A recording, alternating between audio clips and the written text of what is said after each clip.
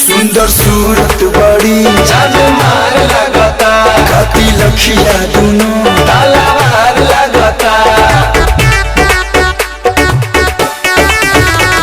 कहे इतना तारीफ करेला हमरे पता है मरेला हमारा के देखी का ख्याल आइल बा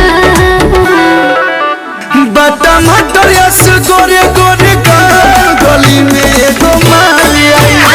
जाने कोई महीना के बाद एगो चीज कमाल आइबा।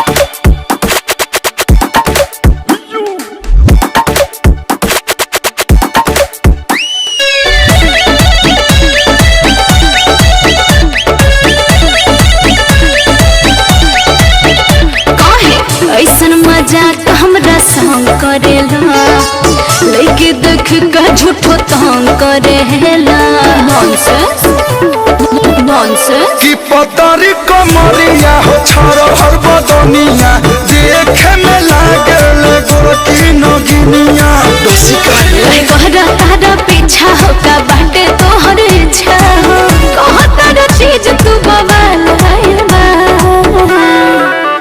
बटा मटर यस फूलल फूलल का गली में एगो माली आई बा। जाने कोई महीना के बाद एगो चीज कमाल आइबा।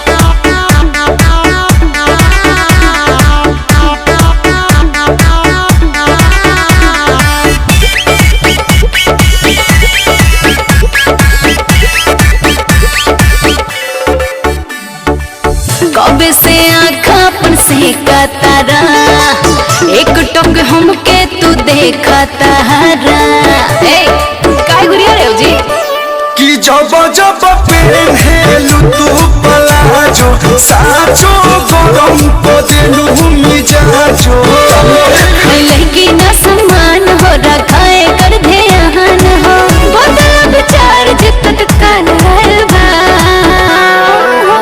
बटा मटर यस गोरे गोरे